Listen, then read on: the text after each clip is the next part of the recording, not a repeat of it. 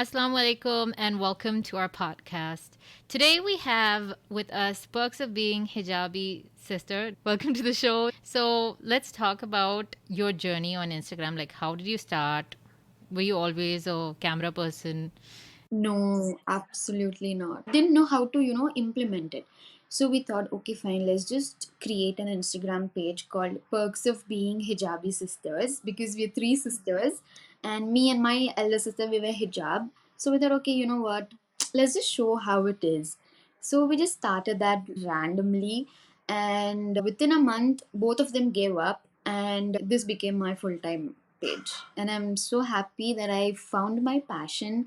I didn't realize ki I have this creative side to me. Like I knew in terms of like skills and everything photography mein I really didn't realize ki it would be for me. Did you do like research before you got in? Like, while you were like, posting stuff like, how do I get better lighting or how do I do this better? It was just trial and error. If you go back and see my posts and now there's a huge difference. Recently only even I was just seeing all my posts and it's so funny that I have taken such flat lays. I'm like, did I take that? So you can really see my growth. What is flat lay? Is are you basically arrange all the things or products you want to capture. You take it from a height. The picture what you take from a height, जो वो surface पे रहता है, that's called a flat lay. So if you look back now, I'm like, wow, that's real. Yeah, so much better. It's very professional though. The photography and everything. I was appreciating your page while, before this interview. What was the motive when you started? I wanted to talk about skincare. So yeah, my first post was only about the plum toner, which I used to use at that time. So I wanted to, just share my experience because I was going through a very bad phase of acne at that time. So I used to watch a lot of acne videos on YouTube, especially Cassandra Bankson. She has been my inspiration. Like I think she's the only person who was so real at that time. Like I'm talking about 2016, 2017. At that time where she was talking about acne, how to treat and what are skincare actives, and I was like filling my head with so much skincare knowledge than dentistry. No, you do need that also. You need to feed every part of your brain and your life. It's too stressful being a dentist. Even I realized, like, I found my solace, I think, in Wattpad at that time. It was like second or third year, and that keeps you sane. So let's talk about your acne journey. When was the time you thought, "Ki, okay, I can, reveal my identity? Okay, so that transition happened. See, when I started, I was struggling with a lot of acne and I was not at all confident about it. If you look back at my pictures, like I had this like really big inflamed acne and it was too painful also.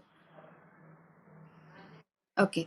Yeah. So I had these like painful cystic acne. And even when I used to go out with my family, I used to not be comfortable at all talking to anybody face to face because I used to always think that they're staring at my acne.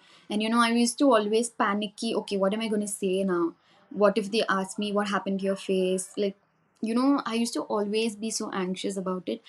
But then I got into a lot of skincare, and then I used to see a lot of people struggling with it. And I thought, okay, you know what?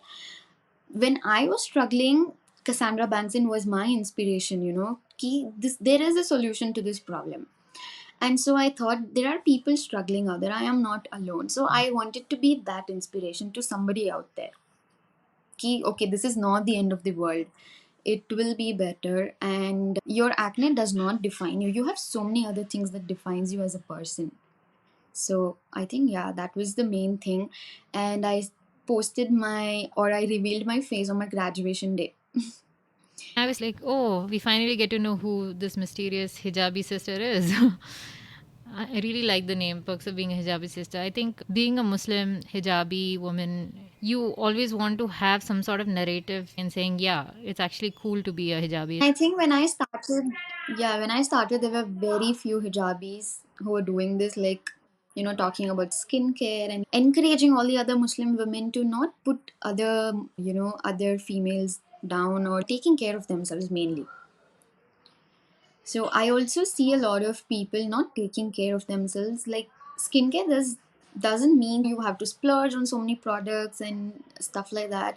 It's a form of self-care. You need to take care of yourself mentally, physically, emotionally, because skincare, it directly affects your mental health. If you notice, I have seen people, even if they get a small spot, they keep nagging about it, and they're like, oh my god, this spot doesn't go, this spot doesn't go. Then imagine the plight of people who struggle with acne. Like, you point at them so many times, like they know that they have acne and you're just reminding them of it. They know it. Stating the obvious. Exactly. They know more than you, they know more than anybody. So, taking your history in that you were camera shy and you hadn't much self esteem when it came to taking selfies and all of that, to posting to a group of people who were following you on Instagram. I got more confident when I posted one hijab tutorial, and which was a collab, and you could see a lot of texture, a lot of acne on my face. And one of them had commented saying ki, we're so glad that you're doing this, we're so glad to see a real person with real skin, like there's no filter, nothing. And when I read that comment, that made me more confident actually. That's so sweet. May God bless the person who, took time to appreciate. Let's talk about, say, the top few products that you found to make this amazing transformation on your skin. Like, finally something worked. And after how many products and what was the process? Like, do you want to go into detail? Okay, that would be like a really long story. So my treatment journey began, I think, 10 years ago. I've been struggling with acne. And so, my first dermat appointment, my mom took me to a dermatologist and she gave me this adapalene gel. I didn't know what adapalene gel was at that time because I was just a teenager. And right now you have so much information, like even the teenagers, they can google it, what is adapalene gel, they know how it works, what is inside, like all the ingredients and everything. Back then there was nothing like that. So I started applying that, and then I don't know, maybe my skin, it was too sensitive or what, it just got aggravated, it didn't come down. And then it started, like I'm like, what is happening with my skin, and then later on during my second pu I had like a very bad phase because I was struggling with pcos, I was struggling with stress, I was struggling with acne, I was struggling to get into medical school, so it was all at one time. So that time I went to another dermatologist and she put me on some tablets which was like antibiotics, and she gave me few creams, and then she asked me to get chemical peels done. So I was okay, fine, let's just get it done because she's saying it, because she's a dermatologist, right? So I got my chemical peels done, and she did not educate me rightly on how to, take care after a chemical peel. So yeah, post op. And that time there was no such thing, like there was no hype about sunscreen also. Like even the dermatologist didn't, tell me ki I have to strictly use a sunscreen. She never told me anything. I applied the sunscreen, I felt too greasy, so I was like, no, I'm not gonna apply this sunscreen. Like after chemical peel. I didn't realize what that chemical peels did to my skin. It made it worse. Like it became so bad that it was like, okay, it's too late. Yeah, it's too late, to do anything.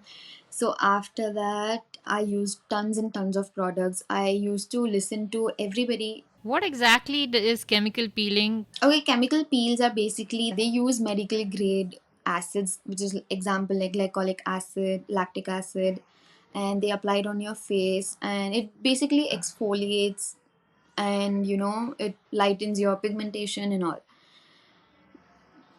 Does it remove the first layer of your like skin? Instead of your skin exfoliating naturally, it kind of speedens the process. Yeah, yeah, it does exfoliate. And then, so your skin becomes way more sensitive. Yeah, it becomes way more sensitive, and that's why you're supposed to use a sunscreen. But she didn't educate me that well that time. You should have told me ki you should apply strictly sunscreen, but then I didn't. Would you recommend chemical peels? I would recommend if it is necessary, Like it depends. You can't just do chemical peels on active acne. You can't. You need to get the acne down, and then for pigmentation, you do chemical peels. Pigmentation and scarring. If you have like a very mild to moderate acne, it would work wonders for you, because not all skin type is same, right? And I have suggested this foxtail cleanser, which I always keep promoting on my page, and also the moisturizer from the same brand. Cetaphil is a good brand. I i also suggest these to my sisters, and they use it and it works wonders for them. It also works great for people who have suggested on Instagram as well. They keep messaging me. They be like, you know what, we got into skincare routine just because of you. And that makes me so happy. And when I see them using the products which I recommended, yeah. And when I see the products they're using, which I recommended, it makes me more happy and makes it all worth. So you just have to, leave it and just try your best. It's okay if it doesn't work out. It's not going to be the end. Yeah, so people used to tell me use this. Somebody used to tell me use goat milk soap. Somebody used to suggest me, use this face wash, that face wash, go to this dermat, that dermat. Even in college, like teachers used to come and tell me, you know what, you need to go to this dermat. They used to give me the numbers. And and that happened during a practical exam, general pathology exam. How did you get back to, focusing on your exam after I that? have no idea how I did, but yeah, I had to, because that was more important at that time. One thing that I've noticed about you is that you're a very, when you're there, you're there. There's nothing else lurking in your mind. After that, I focused on dental school, and I was like, you know what, just forget about acne. I'm just gonna leave it however it is. Let my body take care of it. So I just forgot about it. I used to try a lot of products from Instagram, all these new brands coming up with these new products. That time I started reviewing, different cleansers and face wash and what do you call it, moisturizers and stuff. So yeah, I used to try that, and some used to work, some didn't work, and that gave me a little hope. Ki, okay, fine, some products are working, so it's okay.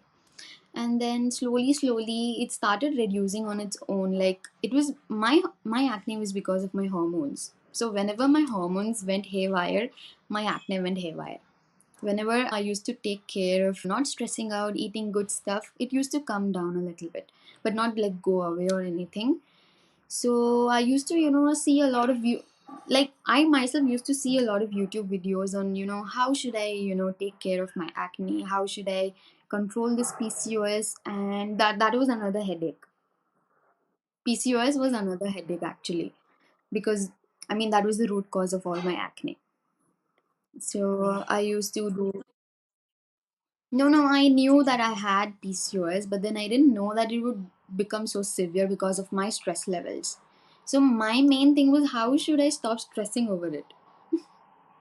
And I used to be the kind of person, like in that situation, as you said, I used to be present, but then I come home at night, I used to overthink a lot. Ki, why did this happen? Why did she tell me like this? It should have not been this way. It should have been the other way. I used to overthink a lot. I used to get insomnia, and I used to not sleep, and because of that, yeah, my stress levels used to go high, and because of that, I used to get more acne. Because of that, my PCOS used to get aggravated. So it was all like a cycle. And I used to be like, what am I supposed to do? Should I treat this or should I treat that? And then final year came, and then I was like completely focusing on my exams and stuff. And then recently, I went to a dermatologist because last year my acne got really bad. Suddenly, I don't know why, but it suddenly got so bad. So I was like, I don't think I can take this much of acne right now, because it was kind of pulling my self confidence down again. And I felt like I'm going back to that person who I used to be, crying, looking at my face and stuff. So I was like, okay, you know what? I think I need to go to a dermatologist now and see what's happening. So I searched a lot on Google, which dermat should I go to, and I found this dermat in Jainagar. He's a really good one. So I went there, and then we had a consultation, and then he told me, Ki, you need to go on isotretinoin, that is Accutane. And I had read so many things about Accutane, that how it's so bad for your health, but it does really help people who are struggling with severe acne. So I was like so skeptical ki, you know what, like my acne has come to this stage ki I have to take Accutane. Like, you know, I have read so many side effects about it. And what if my acne comes back after taking this? It is so strong. You know, you get so much purging. Like when you are on Accutane, your acne becomes double. And I used to be so worried ki, okay, you know what, itna acne ke baad, if it becomes more, what am I going to do? Like, how am I going to face people outside? And that time I was working in a clinic also last year. So I was like thinking, and then you know, my mom came with me. She was like, it's okay, you know what, just try it once. And then so we went ahead with it, and alhamdulillah, you can see the results. And not just that, along with that, he gave me few products which I have to use. Obviously it's all dermat prescribed, and till now I'm just using those products. But in between last year I did find, yeah, but I also did find few brands on Instagram, yeah, which helped me like calm down my skin and everything, and which I keep promoting on my Instagram also, because my acne was very severe. Like, it used to not be so transformative with those products only. All this effort that you're putting into creating content related to that, it must take a lot of time, like, shooting these videos and editing them. How frequently are you like editing and shooting? Not daily, but it depends. If I have any collab, then we have a deadline. Like, you need to, you know, be ready with this reel or story within this time limit. So that takes, it's usually a week or so, the timeline. So when I receive the products, I go through the products, I start using them, and then I start searching on how do I, you know, make this product more, how do you call, how do I make it more interesting to my audience? I do a research on how should I shoot. I do a research on the ingredients. I do, like, after all that, I go and shoot, and I need sunlight. Like, I prefer shooting my videos in direct sunlight. I don't like using ring light or artificial light. Yeah. So after shooting, and then I go through all the clips. If I don't like something, I reshoot again. And if I'm not satisfied, I do the whole thing again, and then I edit it, and then we send it to the brand for approval. They, if they have any, you know, changes, we need to do that, and then it goes live. And I do all by myself. Yeah. Yeah. Oh yeah, it happens. Yeah, it does, because I'm the only person doing everything. Like, I have to do the research, I have to write the script if you know the video needs a script, and then I have to do editing, shoot everything. I'm the model also. What are you using for the voiceovers though? Nothing, is just my phone. I use InShot. Because nowadays we have Snapchat and those filters where you can easily like let people not know. I make sure I don't use filters on my Instagram, you know, to show everybody ki, okay, it's okay to have skin texture. That's normal. Your skin has to breathe too. These fake beauty standards and You're right. Why women are so like fixated on these beauty standards? If you consider someone very attractive, if you ask her, she'll be like, no, no, I'm fixated over this small thing, this blemish I have, or this particular. Everybody has their insecurities. I think that's like really important that girls get this drilled in their head. If you're a young woman who is struggling with whatever issues, whether it's weight or skin color or acne or anything, and you think that no man would want you, this is not true. There should be a healthy exercise you do every day with your group of friends, and you appreciate what you like about each other. Okay, I like your nose, or I like your. You have to appreciate each other and build your confidence. That's the only way. Yeah. And beauty fades after a while also, even if you're like the most beautiful woman.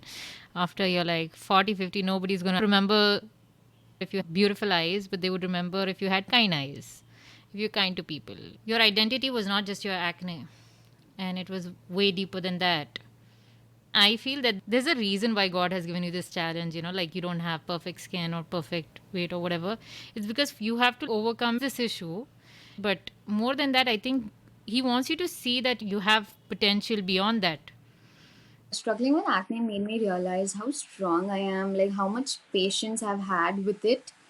If I look back now, I'm like, I am not the same person.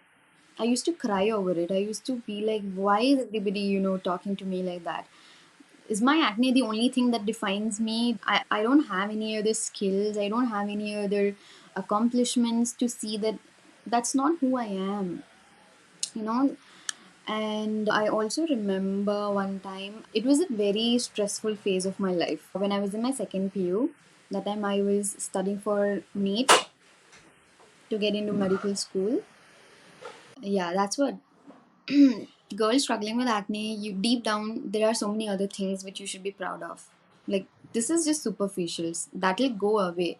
But the inner strength, that'll give you more. It's gonna give you more and it's gonna be there with you the whole, I mean, it's going to be there with you your whole life. This is not going to be there. Whoever is struggling with acne, whether you're young, whether you're an adult, adult acne is real too. Like, people get acne even after they're 30, 35. And that's worse because it's too painful. And it's mostly hormonal. So I understand you all. I get you, but you just have to keep trying. You need to be patient with it. You don't have to listen to what others are saying about your skin. You do you. You know your body better. You know your skin better. The moment you start hating your skin will start hating you more. I have realized that. You need to love yourself. Thank you so much for being a wonderful guest. Thank you so much. Navida, this was such a fun podcast. You can all go check out our previous podcast. We're so grateful for all of you for being with us and supporting us.